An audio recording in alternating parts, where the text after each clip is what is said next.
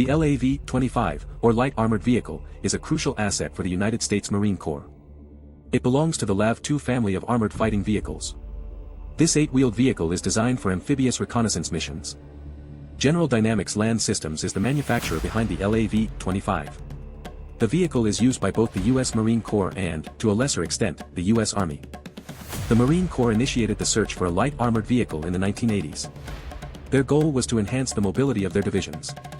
The Department of Defense opened the LAV program for submissions in April 1981. 3 contractors were shortlisted for the competition.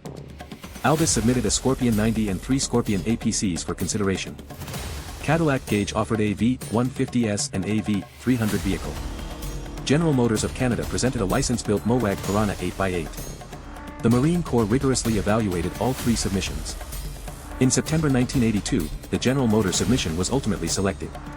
GM received an initial production contract for 969 LAVs. The Army designated the 25mm gun variant as the M1047. The Army initially sought 2,350 of the .50 caliber armed variant. The Army at one time expected to be the biggest buyer of the LAV. Congress later cancelled funding for the LAV-25.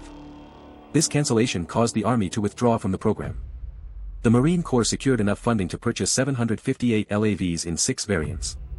The LAV officially entered service with the Marines in 1983.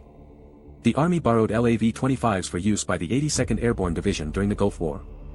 These LAV-25s were subsequently returned to the Marine Corps.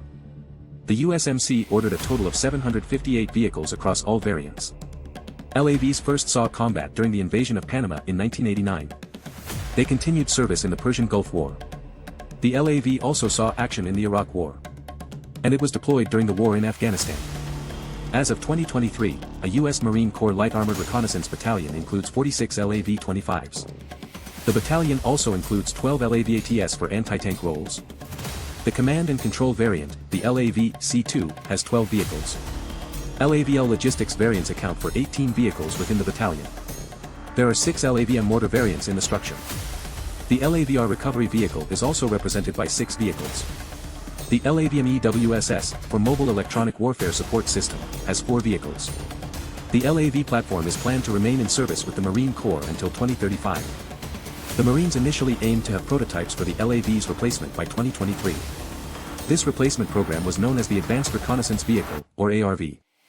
The ARV was initially envisioned as a networked family of wheeled vehicles. These vehicles were to perform various mission sets.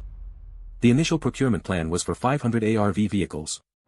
In April 2021, the Marines shifted focus to reconnaissance capabilities. This shift moved away from specific platform types. The LAV-25 replacement may not necessarily be a new armored vehicle. Proposals for advanced reconnaissance vehicle prototypes were still due in May 2021. Requirements included a tethered unmanned aircraft system. The requirement also included an open architecture for integrating various systems, while remaining under 18.5 tons.